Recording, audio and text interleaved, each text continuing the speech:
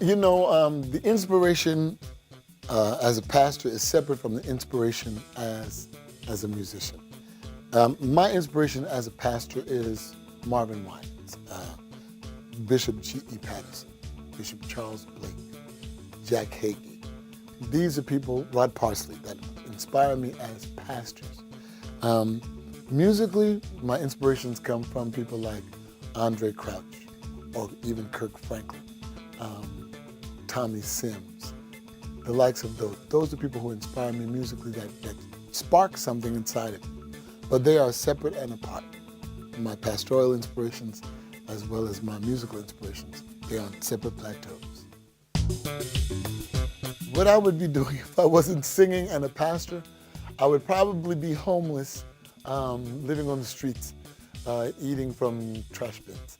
But I would most likely go into teaching. I've always loved teaching. I'd be an English teacher or an English literature teacher. So that would probably be my profession if I weren't pastoring or singing. I've always loved being a teacher and the responsibility that they have to, groom and mold the minds of the youth. No, I would have always been a teacher in America because although I love England and the surrounding continents and countries and islands, I am American born. There's America in my blood. So I would always stay in America. And it would have been solely in New York. If I only had one of the many different ministries, from singing to songwriting to radio show to host of the television shows to pastoring, it would be to pastor. I would throw and chuck all of it away to be pastor because pastoring is the same equivalent as teaching, and we're celebrating our 10th year as a ministry on the 24th of June. And Perfecting Faith Church has been a ministry from 2001 until now. And I've seen the children grow. The lap babies are now 11 years old. The ones who are 5 years old are now 15. The ones who are 10 and 13 years old, they're in college. The 13-year-olds, 15-year-olds, they're married. I've married over 12 of the youth of the church. It's been a great growth. We've grown from a few to 3,000, and we're still moving. So it would be to pastor. It would be to pastor. All the rest of that stuff, it's cool. But pastoring is not just what I do, but that's who I am.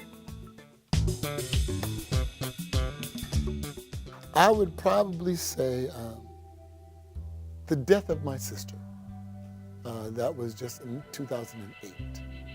The sexual abuse and the rape, the verbal abuse and the emotional abuse of a broken home, the abuse of church, religious abuse, all that pales in comparison. I was younger then, and I grew up with it. It was a part of me. I grew up with it. But being an adult and seeing your sister, your older sister, wane away to cancer and having to care for her and watching all of the life ebb out of her, but her faith grow in intensity, that a diagnosis that was given to her in 1999, in the fourth and final stage, with 6 months to live, her faith caused her to live for 9 more years and confound the doctors. And even in her passing, she was still singing the blood that Jesus shed, and would make all of us sing. And that's how she passed away. And I think that impacted me the most, to see her faith, to see the way that she believed God till the end, from a crack addict all the way to one of the strongest examples of faith that I've ever seen. That impacted me the most.